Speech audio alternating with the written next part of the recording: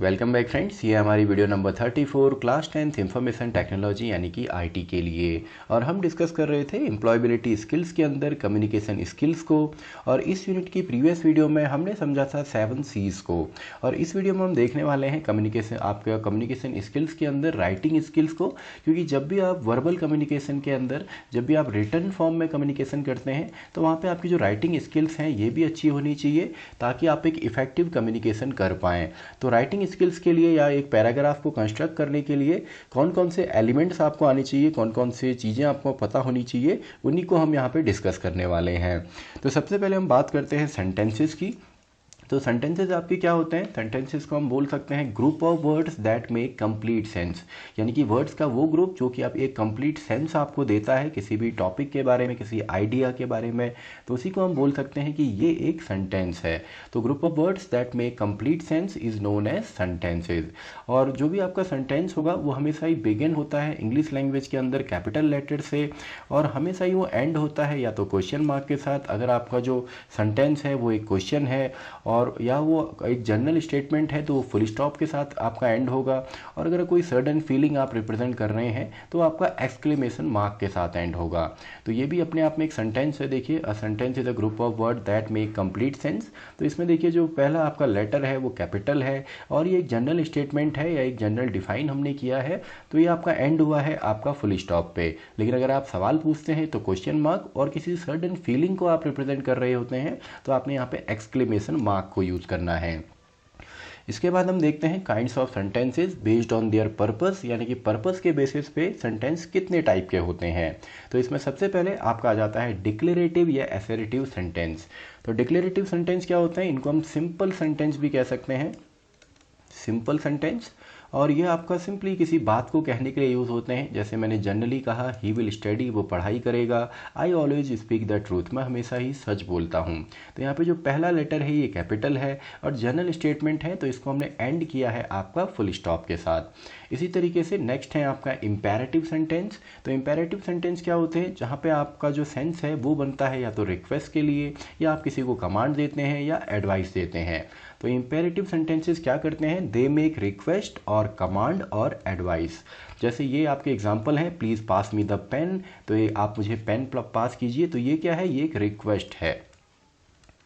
तो ये एक रिक्वेस्ट है, और जब भी आप रिक्वेस्ट करते हैं तो आपने यूज़ करना है प्लीज़ वर्ड को, तो ये आपका रिक्वेस्ट को दिखाता है। इसी तरीके से कमांड है, जैसे गेट आउट ऑफ हियर, तो ये क्या है? ये कमांड यहाँ पे है, ये आपका कमांड हम दे रहे हैं। और finally always respect your elders, तो ये क्या है? ये एक एडवाइस है। तो ये एक एडवाइस यहाँ पे हो गई। तो ये होते हैं इम्पेरेटिव सेंटेंस। इसके बाद आपके आते हैं इंटरोगेटिव सेंटेंस, यानी कि जब आप क्वेश्चंस पूछेंगे तो sentences that represents a question is known as interrogative sentences.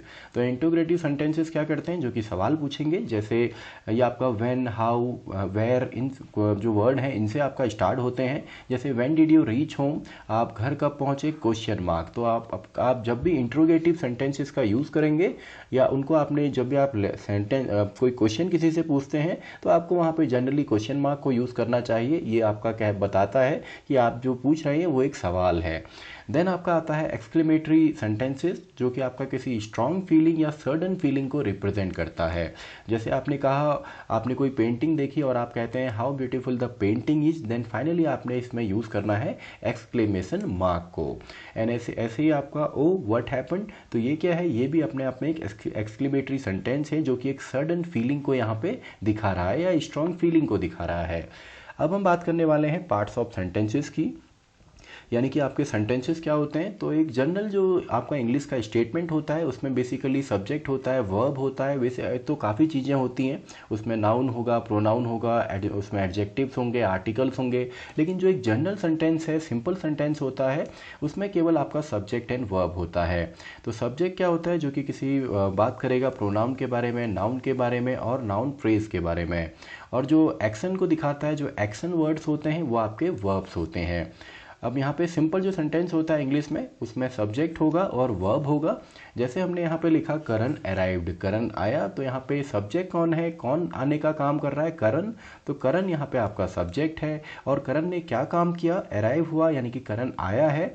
तो अराइव्ड जो है वो यहाँ पे वर्ब है। इसी तरीके से फ्रेज आपके होते हैं। तो फ्रेज आपका ग्रुप ऑफ वर्ड्स होता है जो कि कंप्लीट सेंस नहीं बनाता है। जैसे मैंने यहाँ पे लिखा to the school, in the morning, on the way, तो इनका कोई सेंस नहीं है। अब मैं यहाँ पे बोलता हूँ I will go to the school, तो अब देखिए यहाँ पे एक कंप्लीट सेंस बन रहा है इस सेंटेंस का, यानी कि मैं स्कूल जाने वाला हूँ।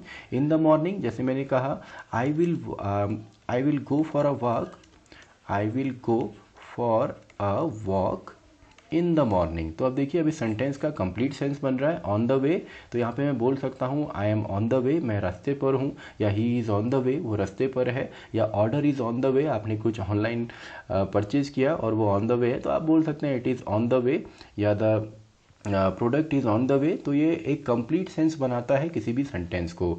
तो एक ही सेंटेंस का ही पार्ट होता है फ्रेज, लेकिन उसकी इंडिविजुअलिटी के अंदर कोई भी सेंस नहीं होता। अब हम बात करते हैं पार्ट्स ऑफ स्पीच। आपने लोअर क्लासेस में इनको पढ़ा होगा, तो इसको थोड़ा सा हम यहाँ पे रिवाइज करेंगे। तो सबसे पहले पार्ट्स ऑफ स्पीच के अंदर मेन 5 पार्ट्स होते हैं, एंड यहाँ पे कुछ आपको सपोर्टिंग भी मिलते हैं, सपोर्टिंग पार्ट्स ऑफ स्पीच भी होते हैं, और मेन जो होते हैं वो 5 होते हैं। तो पहला है नाउन, जो कि क्या करेगा, आइडेंटिफाई करेगा वर्ड्स को जो कि रिप्रेजेंट करते हैं किसी पर्सन को, प्लेस को, थिंग को, या किसी ऑब्जेक्ट को। जैसे एल्बर्ट एक नेम है, ब्राज़ील आपका प्लेस है, एप्पल हमारा एक फ्रूट हो गया या थिंग हो गया, एंड पेन एक ऑब्जेक्ट यहाँ पे है। ऐसी प्रोनाउन जो कि आपका नाउन की जगह लेता है, यानी कि ऐसे वर्ड जो कि हम नाउन वर्ड्स के बेसिस पे ले सकते हैं, नाउन की जगह ले सकते हैं, तो words used instead of noun is known as pronoun. तो word that take place of noun, जैसे सी है, ही है, इट है, दे है, यू है, अस है, तो ये सभी प्रोनाउन के एग्जाम्पल हैं।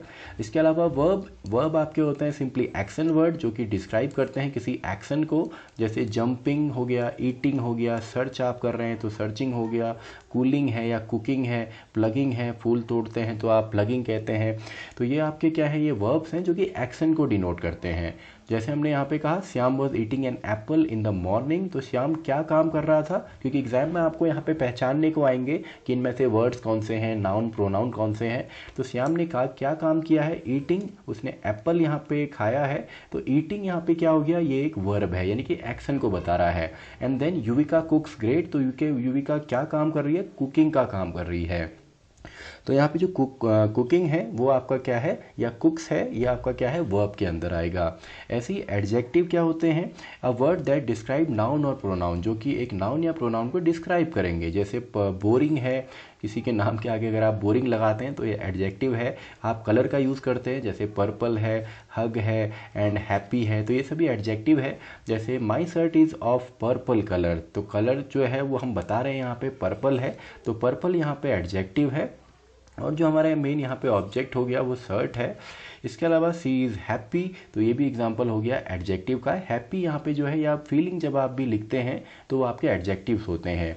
ऐसी एडवर्ब जो कि वर्ब के बारे में बताते हैं, यानी कि हाउ, यानी कि कैसे, व्हेन यानी कि कब, और वेयर यानी कि कहाँ। जैसे हाउ के अंदर आप लिख सकते हैं एडवर्ब की जगह लाउडली, यानी कि कैसे, लाउडली या क्विकली, केयरफुली, सॉफ्टली या स्वीटली, तो ये क्या है, हाउ के एग्जाम्पल हैं। ऐसी व्हेन यानी कि कब, तो after, before, now, tomorrow, today या नेवर, ये एग्जाम्पल हो गए आपके व्हेन के या एडवर्ब के।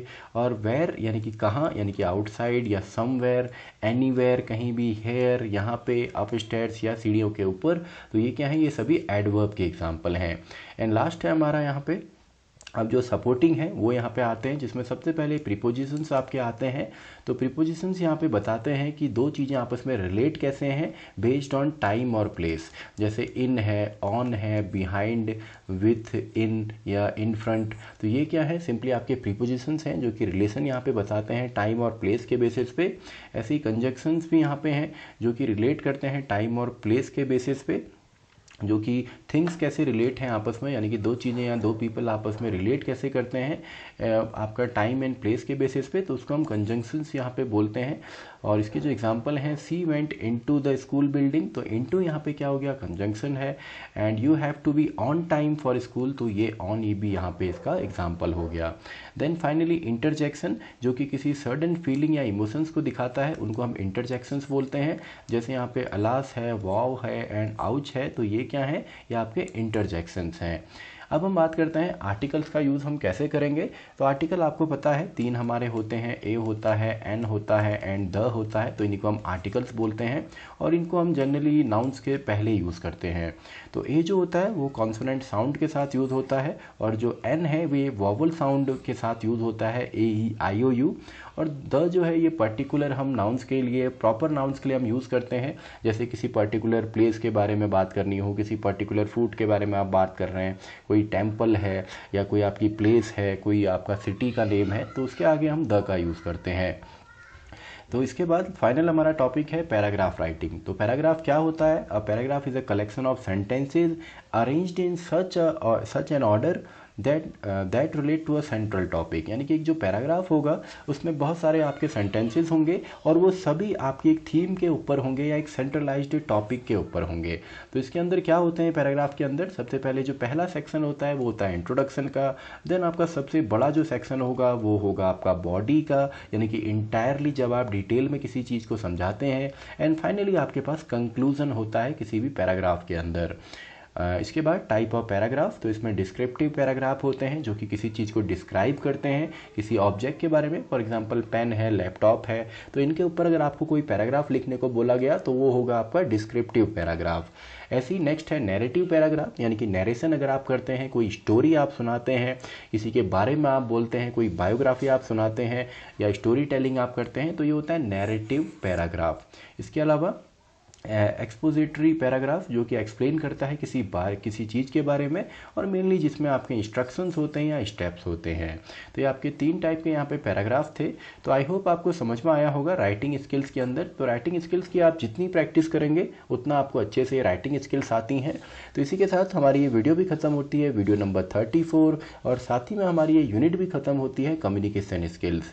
तो अगर आपने प्रीवियस वीडियोज़ नहीं देखे हैं इस यूनिट के तो पूरी जो प्लेलिस्ट है उसका लिंक आपको डिस्क्रिप्शन बॉक्स में मिलेगा और इस वीडियो के जो नोट्स हैं ये भी आपको डिस्क्रिप्शन बॉक्स में मिलेंगे। तो मैं मिलता हूं आपसे नेक्स्ट वीडियो में, वीडियो नंबर 35।